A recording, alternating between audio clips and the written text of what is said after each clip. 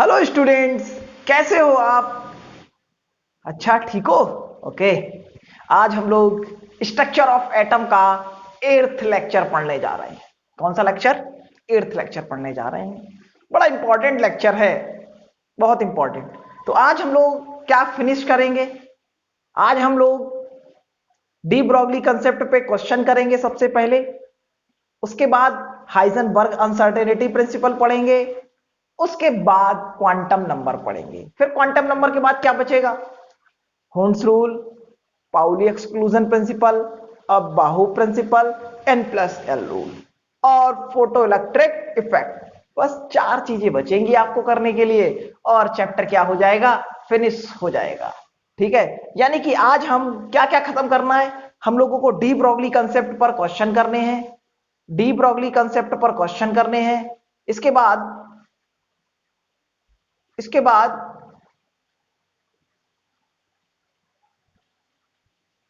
इसके बाद हम लोग हाइजेनबर्ग अनसर्टेनिटी प्रिंसिपल आज के लेक्चर में पूरा फिनिश करेंगे और पूरा का पूरा क्वांटम नंबर पढ़ेंगे और क्वांटम नंबर के क्वेश्चन को फिनिश कर देंगे। ओके, अब चलो हम लोग स्टार्ट करते हैं क्वेश्चंस को डी ब्रॉगली कंसेप्ट के ऊपर। ओके, तो ध्यान से रहिएगा, कहीं मत जाइएगा, यही ध्यान दीजिएगा। The mass of particle 1 milligram, the mass of particle 1 milligram and velocity is and velocity is 4.5 into 4.5 into 10 to the power 4.5 into 10 to the power 5 centimetre per second. Centimetre per second, full stop. आगे लिखिए, centimetre per second के आगे लिखिए what should be the wavelength of particle what should be the wavelength of particle what should be the wavelength of particle if h is equal to 6.6 into 10 to the power -27 अर्ग second. बात clear? यहां तक सभी को question clear हो गया? अगर अब देखो क्वेश्चन अगर क्लियर हो गया, अब देखो मैं सोल्यूशन करता हूं इसका बोर्ड पर, आप लोग ध्यान दीजिएगा यहां पर।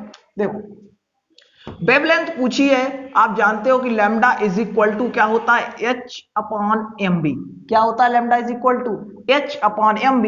H की वैल्यू है 6.6 into 10 to the power -27 upon mass कितना दिया है? 1 मिलीग्राम। मास कितना है? 1 मिलीग्राम। m कितना है? 1 मिलीग्राम। तो 1 इंटू 10 टू दी पावर कितना होगा? -3 ग्राम में आ गया। इंटू क्या दिया गया है हमको? वेलोसिटी। वेलोसिटी कितनी दी गई है? जल्दी बोलो हमको। 4.5 into 10 to the power 4.5 into 10 to the power 5 centimetre per second. और जो ऑप्शन थे वो सेंटीमीटर पर सेकेंड में ही थे। तो बताओ लैम्डा की वैल्यू कितनी आएगी? विवेक कुमार जल्दी बताओ, लैम्डा की वैल्यू कितनी आएगी? 1 कैलकुलेट भी कर लिया? बड़ी फास्ट कैलकुलेशन है। 1.47 -29 सेंटीमीटर पर सेकेंड। यही आंसर है भाई। देखो यही आंसर आ रहा है। वेरी गुड, यही है, राइट। यानी कि ये क्या आ गया? आपका आंसर आ गया। और देखो कुछ क्वेश्चन में कठिन नहीं था, आपने इजी तरीके से इस क्वेश्चन को हैंडल कर लिया और इस क्वेश्चन को क्या करा? कैलकुलेट कर लिया। यहां तक मुझे लगता है शायद आपको बात क्लियर हो गई होगी। अब क्या करता हूं, मैं इस क्वेश्चन को रफ कर देता हूं और नेक्स्ट क्वेश्चन बोर्ड पर लिखता हूं। देखिए आप,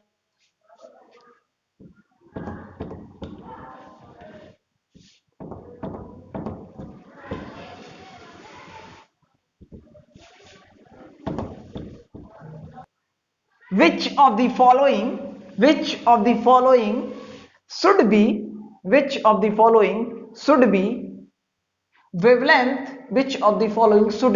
wavelength of electron if its mass is 9.1 into 10 to the power -31 kg and velocity of 1/10 of light 1/10 of light, h की वैल्यू है 6.62 into 10⁻⁻34 joule per second, joule per second. ठीक, क्लियर। अब लगाओ फॉर्मूला जो आप पढ़ चुके हो कि lambda is equal to h upon mb। अब समझो, पहले एक लाइन को समझो, इस वाली लाइन की वेलोसिटी ऑफ 1/10 ऑफ लाइट, यानी कि जो वेलोसिटी है, जो वेलोसिटी है उसने क्या कहा, ये 1/10 है वेलोसिटी ऑफ लाइट के 3 इंटू 10⁸, यानी कितना आ गया 3 इंटू 10⁻7, 3 इंटू 10⁻7। लिखो h की वैल्यू रखो 6.67 इंटू 10⁻⁻34 अपॉन मास जो हो गया वो हो गया आपका, मास जो हो गया वो कितना हो गया 3 इंटू 10⁻7। ठीक है, सॉरी ये वेलोसिटी हो गई, और मास जो है 9.1 इंटू 10⁻31, 9.1 इंटू 10⁻31। बेटा ये मास नहीं है, ये वेलोसिटी है और ये मास है। तो बताओ अक्षत कुमार कितना आंसर आएगा, जल्दी कैलकुलेट करो और मुझे बताओ अक्षत कितना आंसर आ रहा है, जल्दी बताओ कैलकुलेट करके, जल्दी बताओ कैलकुलेट करके कितना आंसर आएगा। 2.42 10⁻⁻11 मीटर आंसर आ गया। वेवलेंथ किसमें आ गई, मीटर में आ गई, 2.42 इंटू 10⁻⁻11 मीटर। बात क्लियर है यहां तक, कोई कंफ्यूजन, कोई डाउट? अगर कोई भी डाउट हो तो पूछ लो। देखो कोई भी क्वेश्चन, उसने बोला था क्वेश्चन में जो वेलोसिटी है वो 1/10 है, किसकी वेलोसिटी के, लाइट की वेलोसिटी की, किसकी वेलोसिटी के, लाइट की वेलोसिटी के क्या है 1/10 है। और अगर लाइट की वेलोसिटी के 1/10 है तो हमने क्या किया, लाइट की वेलोसिटी के क्या कर दिया, उसको 1/10 कर दिया। बात क्लियर है यहां तक? ओके, अब देखो इसको मैं रफ कर देता हूं।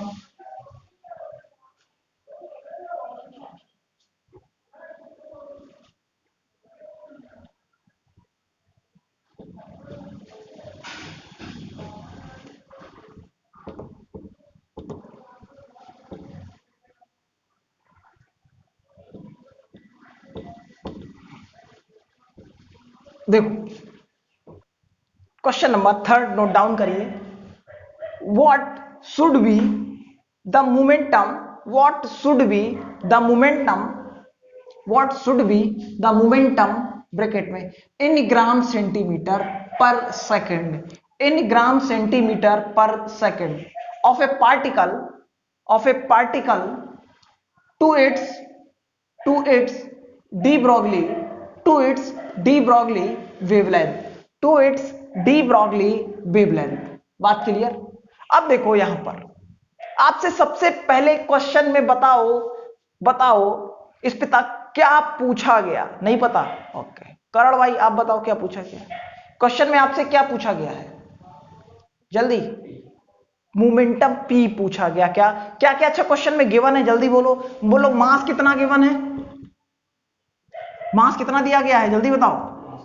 नहीं दिया है, चलो वेलोसिटी दी गई है, नहीं दी गई है, तो कैसे मोमेंटम तुम कैलकुलेट कर लोगे डी ब्रॉगली वेवलेंथ से? लैम्डा कहां दिया गया है, लैम्डा दिया गया है क्वेश्चन में कितना, 1 angstrom. What should be the momentum in gram centimetre per second of particle to its de Broglie wavelength is, de Broglie is 1 angstrom, is 1 angstrom. De Broglie wavelength कितनी दी गई है 1 एंगस्ट्रॉम। तो देखो भैया बहुत आसान क्वेश्चन बन गया। तो lambda is equal to H upon P और P is equal to H upon lambda, ये रखोगे और h की वैल्यू कितनी होगी 6.67 इंटू 10⁻⁻34 जूल पर सेकेंड, और लैम्डा किसमें है, एंगस्ट्रॉन्ग में है, किसमें है, यानी कि 1 एंगस्ट्रॉन्ग इक्वल टू कितना आ गया 10⁻⁻10 मीटर। ठीक है, क्या आ गया? अब देखो जरा, 1 मीटर में 100 सेंटीमीटर होते हैं, ठीक। अब मीटर से कन्वर्ट करना है सेंटीमीटर में, 1 मीटर में कितने सेंटीमीटर होते हैं? 100।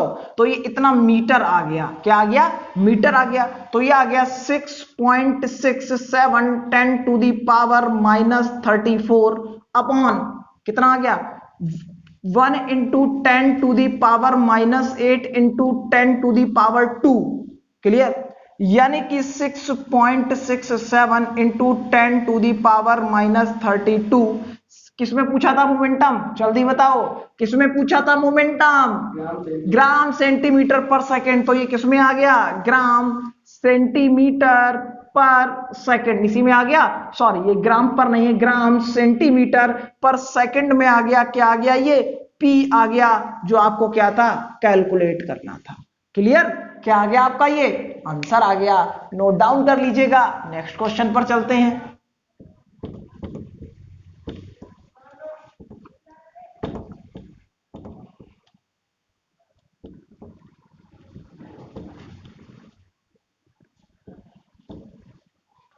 A ball weight 25 gram 25 gram 25 gram moves with a velocity of 6.6 into 10 to the power 4 centimeter per second। Centimetre per second. ठीक। Out the de Broglie associated centimetre, sorry, find out the de Broglie associated with. यानी क्या पूछा गया है आपसे? Wavelength पूछी गई है। क्या पूछा गया? वेवलेंथ पूछी गई है आपसे। तो आप क्या फॉर्मूला लगाओगे? वही एक ही पुराना फॉर्मूला है अपना कि lambda is equal to H upon M B. क्या लगाओगे? Lambda is equal to H upon M B. यानी कि एच की वैल्यू कितनी हो गई? 6.67 into 10 to the power -34 kilo joule per second. Mass किसमें दिया गया है? जल्दी, वेलोसिटी कितनी है? 6.6 into 10 to the power 4 into velocity हो गई। मास कितना दिया गया है? जल्दी बताओ। मास 25 ग्राम। यानी कि यहां से जल्दी बोलो लैम्डा। भूषण बताओ लैम्डा कितना आएगा कैलकुलेट होके? हाँ जानवी बोलो, भूषण बोलो कितना आएगा लैम्डा कैलकुलेट होके? 4 इंटू 10 टू दी पावर -26 किसमें? सेंटीमीटर में आएगा। ये किसमें आएगा? सेंटीमीटर में। और ये क्या हो गया आपका? आंसर आ गया। नोट कर लीजिएगा फटाफट। देखो मैं कितनी जल्दी से, कितने सिंपल एकदम से क्वेश्चन करा दे रहा हूं। इतनी प्रैक्टिस अब बहुत है वेवलेंथ पर, डी ब्रॉगली पर।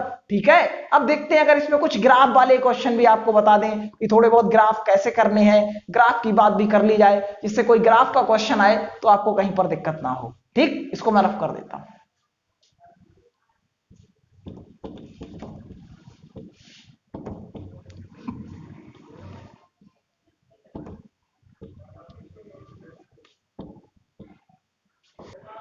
क्वेश्चन लिखो आप लोग। ग्राफ पर क्वेश्चन है, which graph show how the energy E of a photon of light is related to wavelength lambda। Clear? क्या पूछा है? Wavelength lambda. अब देखो मैं ग्राफ बना रहा हूं, सारे बच्चे ध्यान देंगे और मुझे बताएंगे कि कौन सा ग्राफ करेक्ट है। मुझे क्या बताएंगे? कौन सा ग्राफ करेक्ट है। तो देखो भाई कौन सा ग्राफ करेक्ट है, समझो जरा। देखो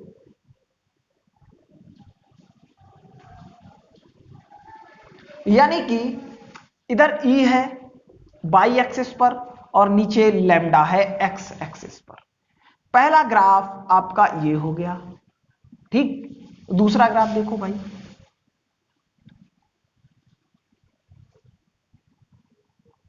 दूसरा ग्राफ आपका ये वाला हो गया। ठीक, तीसरा ग्राफ देखो भाई, सब E वर्सेस लैम्डा की ग्राफ हैं। E वर्सेस लैम्डा, तो E वर्सेस लैम्डा का ये वाला ग्राफ ऐसे करके है। ठीक है, और फोर्थ ग्राफ है नन लिख देता हूं, नन ऑफ दीज। आपको इसमें बताना है E वर्सेस लैम्डा के लिए कौन सा ग्राफ करेक्ट होगा। तो आपने एक फॉर्मूला पढ़ा कि E is equal to H C upon lambda. तो E into lambda is equal to क्या आ गया, H इंटू सी। तो देखो अगर E बढ़ाओगे तो लैम्डा क्या होगा, कम, क्योंकि H और C कैसे हैं, कांस्टेंट है। फिर से बता रहा हूं, E into lambda is equal to क्या होगा, एच सी।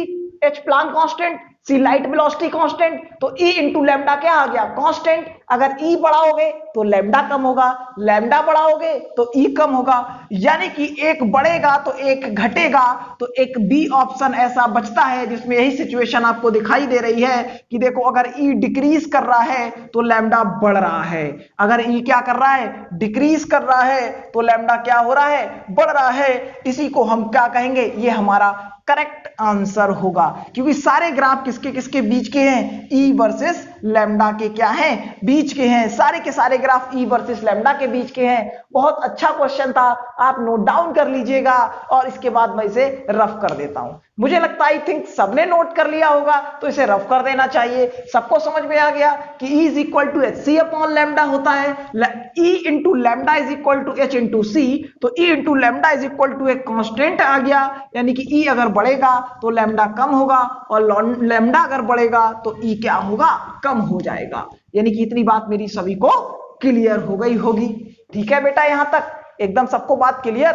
अब देखो आप नेक्स्ट, अब आप लोग देखिएगा हाइजेनबर्ग अनसर्टेनिटी प्रिंसिपल। किसकी बात कर रहे हैं हम लोग, हाइजेनबर्ग अनसर्टेनिटी प्रिंसिपल की बात कर रहे हैं। तो ध्यान से देखिए इधर, देखिए हाइजेनबर्ग अनसर्टेनिटी प्रिंसिपल में देखिए क्या होता है। Heisenberg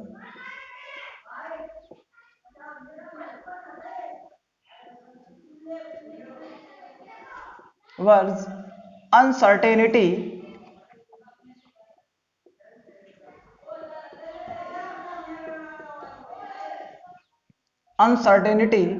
principal.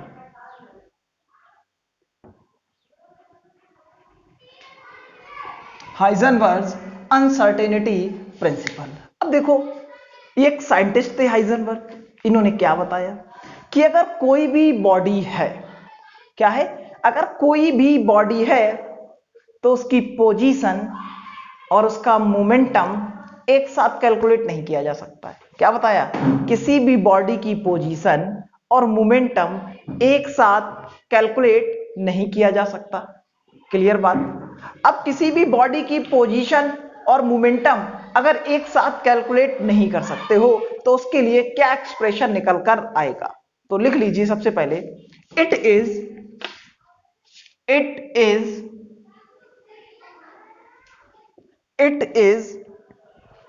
लिख लिया यहां तक, it is impossible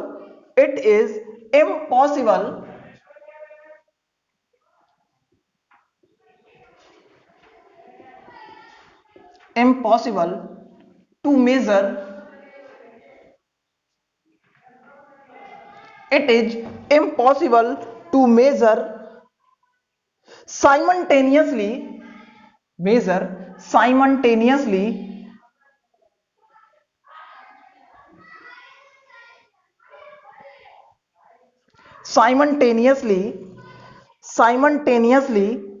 the exact position and momentum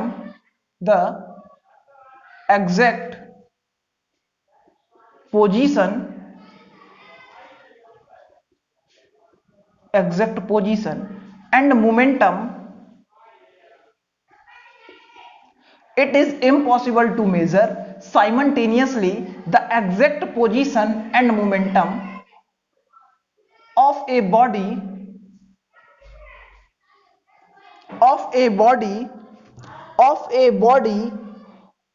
as small as यानी कि delta X into delta P is greater than equal to H upon 4 pi. Delta X into delta P is greater than equal to H upon 4 pi. बहुत पहले एक बार ये expression direct ऐसे ही paper में पूछा गया, वरना आज तक इस एक्सप्रेशन पर सवाल है। अब ध्यान दो, P इज इक्वल टू क्या होता है भाई, डेल्टा P है तो क्या लिखोगे, m इंटू डेल्टा V। मास क्या हो गया, कांस्टेंट, मास क्या हो गया, कांस्टेंट लिखोगे तो क्या लिख सकते हो, ध्यान दो यहां पर कि delta X into delta M into V is greater than equal to H upon 4 pi. अब लिख सकते हो delta X into delta V greater than equal to H upon 4 pi M, ये लिख सकते हो। ठीक, क्लियर बात। इसको नोट डाउन करिए आप पहले फटाफट, जल्दी नोट करिए। फिर एक बात इसी में और बता देता हूं मैं आपको, अगर आपने ये नोट कर लिया होगा तो मैं एक बात और बता दूं आपको। अगर एंगुलर मोमेंटम की बात करें, किसकी बात करें, एंगुलर मोमेंट, तो delta X into delta theta is greater than equal to H upon 4 pi. अब यहां पर डेल्टा थीटा क्या है, यह बात वैलिड हो गई फॉर एंगुलर मोमेंटम।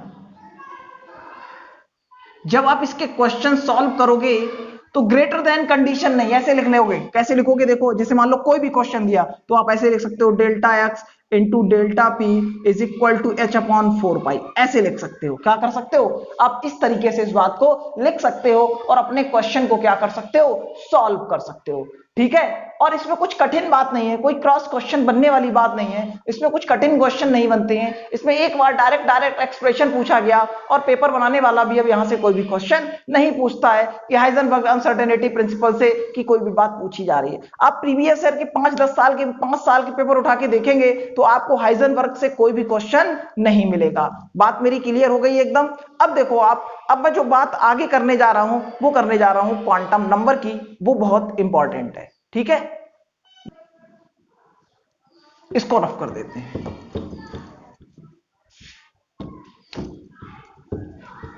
अब देखो आप, देखिए अब हम लोग जो बात करने जा रहे हैं वो बात करने जा रहे हैं क्वांटम नंबर की। किसकी बात करने जा रहे हैं, क्वांटम नंबर की। और क्वांटम नंबर बहुत इंपॉर्टेंट टॉपिक है, बहुत ज्यादा इंपॉर्टेंट, नीट के पॉइंट ऑफ व्यू से बहुत ज्यादा इंपॉर्टेंट है। एवरी ईयर एक ना एक क्वेश्चन आपको जरूर मिलेगा ही मिलेगा क्वांटम नंबर पर। तो देखिए अब हम लोग क्वांटम नंबर की किस तरीके से बात करेंगे, तो सबसे पहले हेडिंग डालो क्वांटम नंबर।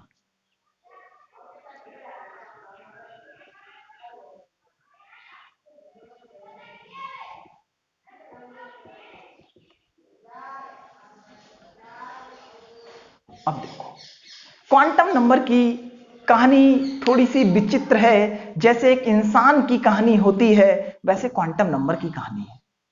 ठीक, आप कहोगे सर इससे इंसान की कहानी कैसे, या भूतों की कहानी क्यों नहीं भाई, तो समझना क्या है मतलब। देखो क्वांटम नंबर, जैसे मान लो आप यहां से हुलुलू गए, कहां गए, हुलुलू गए। अब हुलुलुलू में एक एनआरआई मिला। अब एनआरआई मिला आपसे, तो वो बोला आप कहां से हैं सर, तो आप क्या कहोगे सबसे पहले कि हम इंडिया से हैं। अच्छा, इंडिया में कहां से हैं, हाँ उत्तर प्रदेश से हैं। अच्छा, उत्तर प्रदेश में कहां से हैं सर, बरेली से हैं। अच्छा, बरेली में पागल खाना भी है। अच्छा, बरेली से हैं। बरेली में कहां रहते हैं सर, इस कॉलोनी में रहते हैं। सर मकान नंबर कितना है, 420, 420। ओके, तो आपने देख लिया, सबसे पहले आपने अपने देश का नाम बताया, फिर आपने अपने स्टेट का नाम बताया, फिर आपने अपने डिस्ट्रिक्ट का नाम बताया, आप किस कॉलोनी में रहते थे आपने वो बताया, उसके बाद आपने बताया कि आपका मकान नंबर कितना है। ये बात बताई आपने, क्लियर बात मेरी एकदम। अब देखना जरा इसके बाद, अब मेरी बात को समझना। देखो अब क्या है आगे की कहानी, उसी तरीके से इलेक्ट्रॉन के बारे में। सबसे पहले आता है प्रिंसिपल क्वांटम नंबर, ठीक, फिर आता है एजीम्यूथल क्वांटम नंबर, फिर आता है मैग्नेटिक क्वांटम नंबर, फिर आता है स्पिन क्वांटम नंबर। क्या बताया, प्रिंसिपल क्वांटम नंबर पहला, दूसरा एजीम्यूथल क्वांटम नंबर, तीसरा मैग्नेटिक क्वांटम नंबर और चौथा स्पिन क्वांटम नंबर। ठीक है, चौथा स्पिन क्वांटम, यानी कितने क्वांटम नंबर पढ़ने हैं हमें, 4 क्वांटम नंबर पढ़ने हैं। तो सबसे पहले मेरे साथ साथ आप भी नोट डाउन करके चलिए। सबसे पहले मैंने लिखा यहां पर principal quantum number.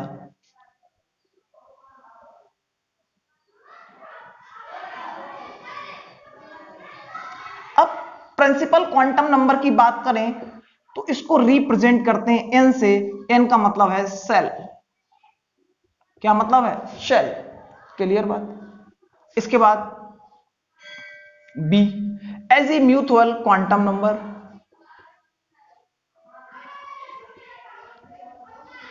Azimuthal quantum number. Azimuthal quantum number की बात करें तो ये है क्या, इसको रिप्रेजेंट करते हो किससे? एल से, जो किसके बारे में बताता है? सब सेल के बारे में।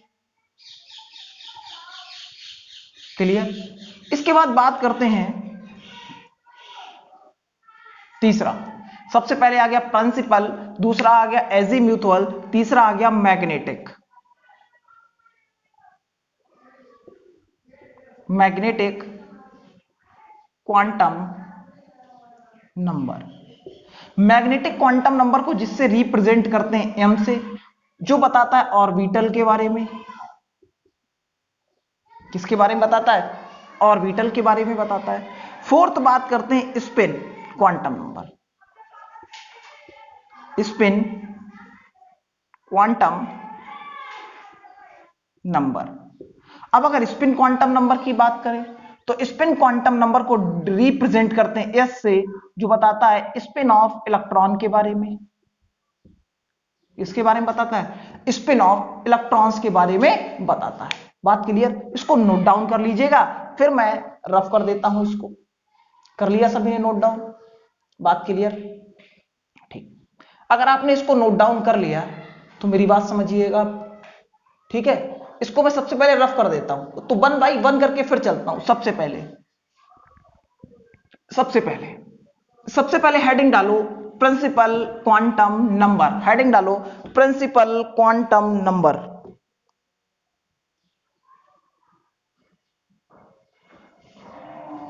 प्रिंसिपल क्वांटम नंबर लिखो। अब लिखो, it is represent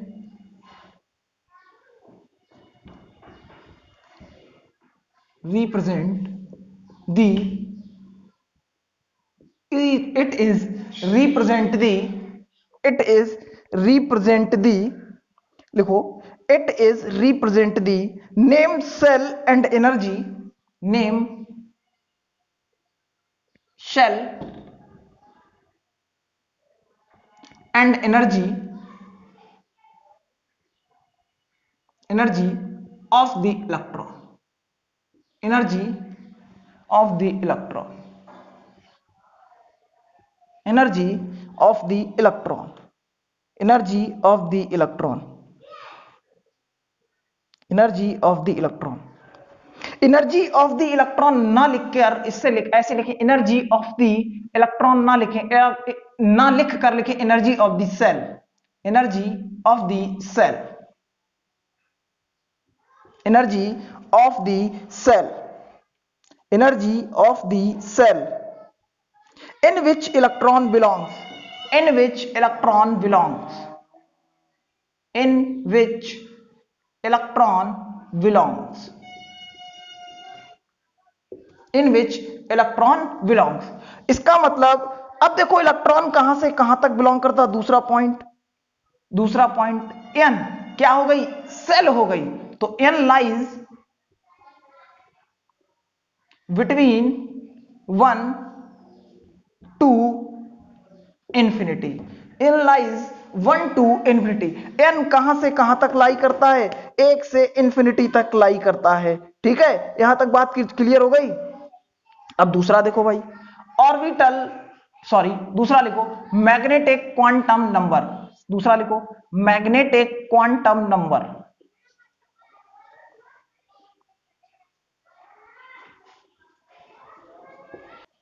sorry, azimuthal quantum number, magnetic नहीं, एजीम्यूथुअल।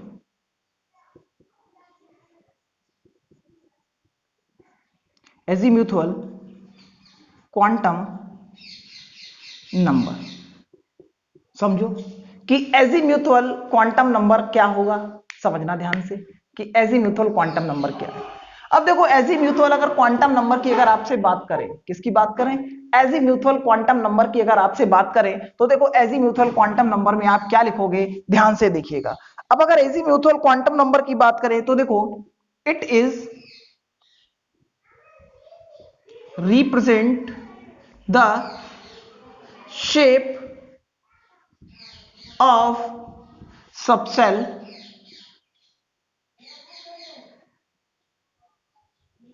shape of subcell and orbital shape of subcell and orbital angular momentum, orbital angular momentum,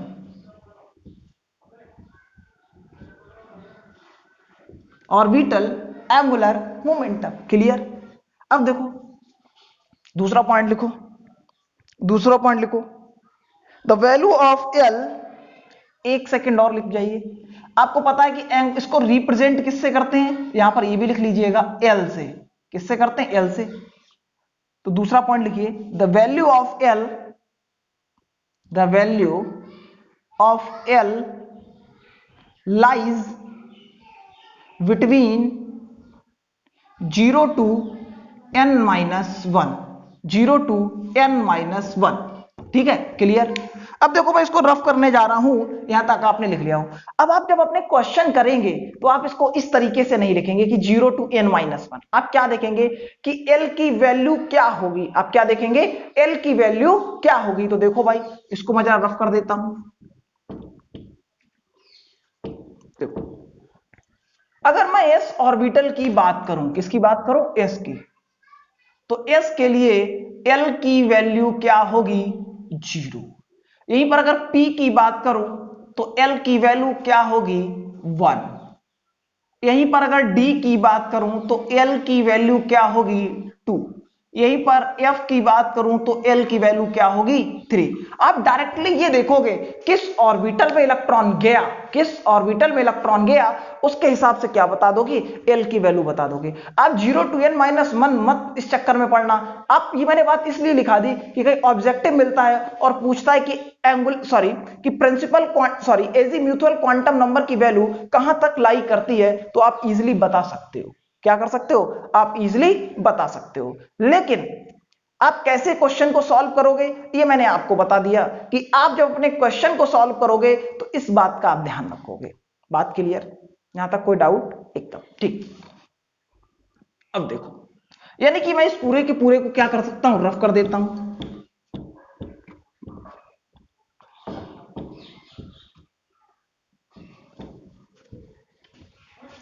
आगे देखिएगा, अब थोड़ा सा देखो ऑर्डर ऑफ एनर्जी कि अगर एनर्जी की बात करें, हेडिंग डालो ऑर्डर ऑफ एनर्जी। अभी आगे बाहु रूल पढ़ेंगे, एस पी डी और एफ में सबसे ज्यादा एनर्जी किसकी होती है, एफ सबसेल की होती है। किसकी होती है, एफ सबसेल की होती है। अगर एन सेम है, अगर एन इज सेम, देखो भाई पहला केस एन इज सेम, तो क्या है 4s 4p 4d 4f। अगर मान लो सबका सेल सेम है तो क्या लिख, सबसे ज्यादा एनर्जी किसकी होगी बताओ, सबसे कम 4s की, उसके बाद 4p की, उसके बाद 4d की, उसके बाद 4f की। ये हो गया क्लियर बात, यहां तक ये लिख लिया आप लोगों ने, इसको नोट डाउन कर लीजिएगा। अगर इसके बाद थर्ड केस में बात करें, थर्ड केस में बात करें कि देखो अगर n is different, n is different, n कैसा है, डिफरेंट है, n is different,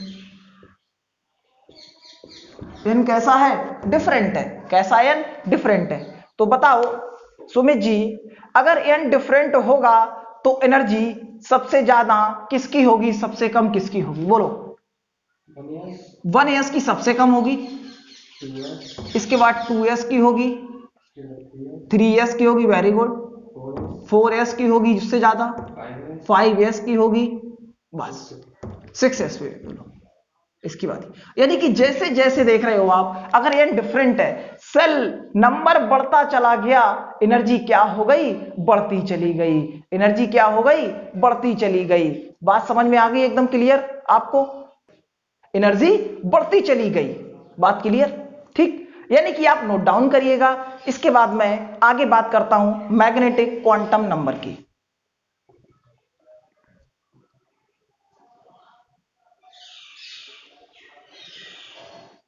note down कर लिया, ठीक। अब मैं देखो इसमें रफ कर रहा हूं। एक बात आपको और बता दूं, इसी में कभी कभी आपसे बहुत क्वेश्चन पूछा जाता है इस पे, very very important, very very important, very very important. Orbital angular momentum,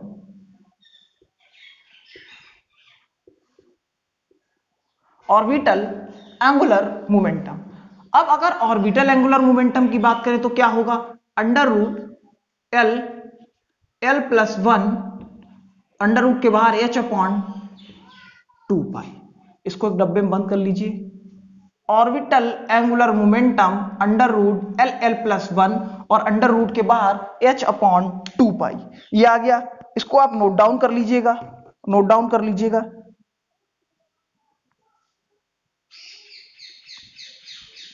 ठीक है, ठीक, लिख लिया। इसके बाद लिखिएगा आप magnetic quantum number, magnetic quantum number, magnetic quantum number, जिसको रिप्रेजेंट करते हैं किससे, एम से। किससे रिप्रेजेंट करते हैं, एम से। अब देखो मैग्नेटिक क्वांटम नंबर क्या क्या बताता है भाई, क्या बताता है मैग्नेटिक क्वांटम नंबर। अब देखो क्या बताएगा मैग्नेटिक, लिख लो, it is the, it is the shape of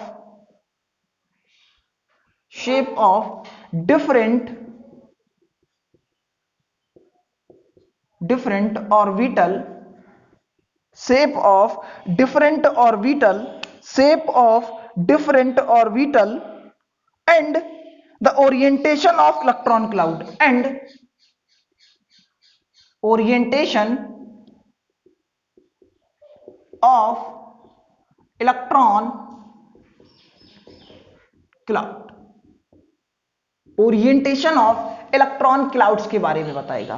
तो m की वैल्यू कहां से कहां तक लाई करती है, -L टू +L, -L से +L तक क्या करती है, वैल्यू लाई करती है। क्लियर बात, -L से कहां तक लाई करती है, +L तक लाई करती है। कहां से कहां तक लाई करती है, -L से +L तक क्या करती है, लाई करती है। किसकी वैल्यू, m की वैल्यू। यहां तक बात क्लियर। इसके बाद इसको मैं रफ कर देता हूं। अब मैं चलता हूं लास्ट इलेक्ट्रॉन पे की बात करें। अगर हम लोग एक चीज और बता देता हूं आपको, जिससे आपको कभी कंफ्यूजन ना हो, ठीक है, जिससे आपको क्या हो, कभी कंफ्यूजन ना हो। इसको पहले रफ करता हूं फिर बताता हूं आपको, रुकिए जरा,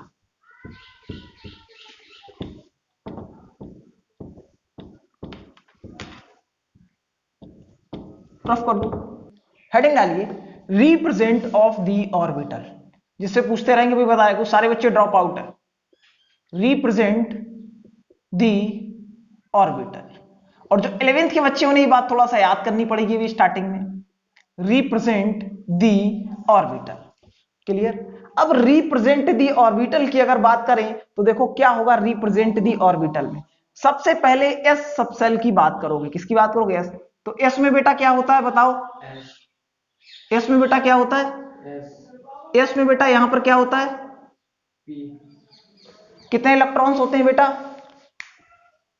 कितने इलेक्ट्रॉन्स होते हैं, यहां पर लिखिए आप एस सबसेल। तो एस में एक है तो देखो लिखा यस, ठीक है, अंदर भी लिख दिया मैंने अभी यस, क्लियर। इसके बाद देखो पी सबसेल में, बोलो सुमित, पी सबसेल में कितने होते हैं बेटा? 3 ऑर्बिटल। ठीक है, कौन कौन से बेटा? पी एक्स, पी वाई और पी जेड। उसके बाद एस पी डी बेटा आ जाओ, डी सबसेल में। डी में कितनी ऑर्बिटल होती हैं? 10 इलेक्ट्रॉन 5 ऑर्बिटल। देखो 1 2 3 4 5 5। ठीक है, अब देखो डी सबसेल की बात करें तो सबसे पहले क्या आता है बेटा? डी एक्स वाई, डैश लगा बीच में, नहीं, डी एक्स वाई। फिर बेटा डी वाई जेड। फिर बेटा D X square D Z cube आ गया बेटा। इसके बाद डी जेड एक्स आ गया, डी एक्स स्क्वायर, यही है बेटा। ठीक है, क्लियर बेटा। यहां पर एक्स स्क्वायर वाई स्क्वायर तो नहीं होगा, ठीक है ना बेटा? क्लियर, यानी क्या है? D X Y D Y Z. ठीक है, अब देखो डी एक्स स्क्वायर और यहां पर क्या होगा? Y square. क्लियर, यानी कि हो गया D X Y D Y Z D Z cube D Z X D X square dash Y. Clear बात? अब देखो इसके बाद बात करते हैं एफ सबसेल की।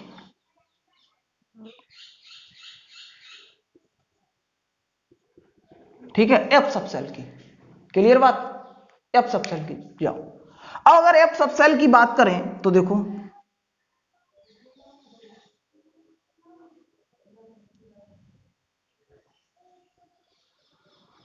एफ सबसेल की,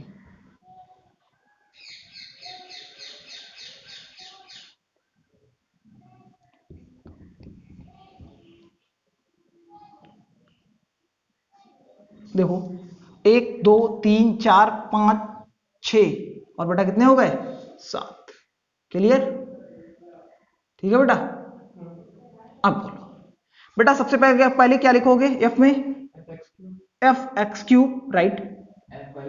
एफ वाई क्यूब बेटा, जेड क्यूब बेटा, एफ एक्स वाई जेड,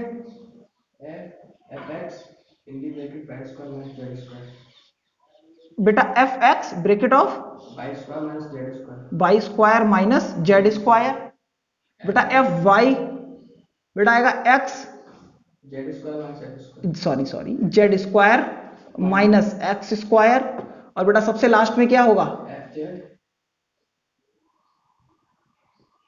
एक मिनट एफ जेड बाहर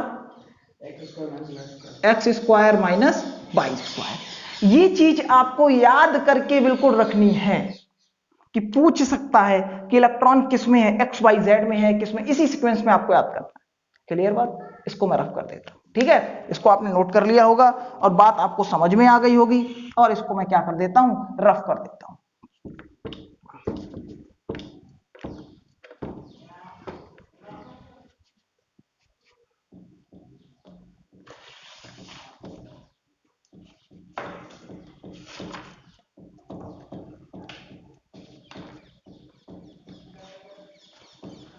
अब देखो सबसे बाद में है magnetic quantum spin quantum number. क्या है? Spin quantum number. Spin quantum number में आप क्या लिखोगे कि s की जो वैल्यू होती है वो प्लस माइनस 1/2 होती है। कितनी होती है? प्लस माइनस 1/2 होती है। क्लियर? कितनी होती है? प्लस माइनस 1/2 होती है। यहां तक बात क्लियर हो गई। अब अगर s की वैल्यू प्लस माइनस 1/2 है, ठीक, यहां तक बात क्लियर हो गई मेरी एकदम, कोई डाउट तो नहीं है? ओके, यानी कि क्वांटम नंबर की बात आपको यहां तक क्लियर समझ में आ गई होगी। मुझे नहीं लगता है इसमें किसी भी बच्चे को कोई भी डाउट होना चाहिए। बोलो भाई, ठीक। अब देखो आप मेरी बात को ध्यान से सुनना। देखो क्वेश्चन नंबर 1, अभी छोटे छोटे बेसिक क्वेश्चन करते हैं एकदम, फिर 0 लेवल से स्टार्ट कर रहा हूं, एंड लेवल तक पहुंचा दूंगा। कुछ क्वेश्चन इस लेक्चर में करेंगे, कुछ क्वेश्चन नेक्स्ट लेक्चर में करेंगे। नेक्स्ट लेक्चर में स्ट्रक्चर ऑफ एटम क्या हो जाएगा? फिनिश हो जाएगा। बात क्लियर? नेक्स्ट लेक्चर में स्ट्रक्चर ऑफ एटम फिनिश, कुछ बचेगा ही नहीं, ठीक है। तो देखो अब अगर बात करें सबसे पहले क्वेश्चन नंबर 1 की, क्वेश्चन नंबर 1 की, तो समझो क्वेश्चन नंबर 1 की अगर मैं पी वाई लिख दूं, सिंपली क्या लिख दिया मैंने, पी वाई, तो आपको इसको देखकर घबराना नहीं है, इसको आपको देखकर घबराना नहीं है। और इसका मतलब क्या हो गया पी वाई का, कि अगर हम क्वांटम नंबर की वैल्यू निकालें तो यहां पर कुछ नहीं है, तो क्या मानोगे, अच्छा एक सेकंड यहां लिख देते 2py, तो n की वैल्यू कितनी हो गई, 2 हो गई, ठीक है 2 हो गई। और l की वैल्यू p के लिए कितनी होती है, 1 होती है, n l आ गया। m की वैल्यू कहां से कहां तक हो गई, -l2 प्लस l, यानी कि -1 2 प्लस 1 आ गई, क्लियर। इसके बाद s की वैल्यू आपको नहीं पता है कि इलेक्ट्रॉन क्लॉकवाइज होगा एंटी क्लॉकवाइज होगा, ये सब चीजें बाय एक्सपेरिमेंट पता चलती हैं। तो +1/2 लिखा है वो भी सही है, -1/2 लिखा है वो भी सही है, और दोनों +-1/2 लिखे तो आपके हिसाब से वो भी सही है। तो मैं लिखता हूं s = +-1/2, ठीक। अगर मैं यहीं पर दूसरा क्वेश्चन 3s के लिए अगर बात करूं तो n की वैल्यू कितनी हो गई, 3 हो गई, एल की वैल्यू कितनी होगी, एस के लिए 0 हो गई, तो एम की वैल्यू भी क्या होगी, 0 होगी। तो एस की वैल्यू कितनी हो गई, +-1/2 हो गई, कितनी हो गई, +-1/2 हो गई। मैं अगर यहीं पर क्वेश्चन नेक्स्ट 3D के लिए बात करूं तो बताओ जल्दी फटाफट, हाँ एन की वैल्यू 3, यस, एल की वैल्यू कितनी हो गई, 1 2 3, एम की वैल्यू कितनी हो गई, -3 2, हाँ डायरेक्ट बोलो +3, वेरी गुड। और एस की वैल्यू कितनी हो गई, +-1/2। अब लिखिएगा एम्स में आया है, एम्स में आया है, विच ऑफ द फॉलोइंग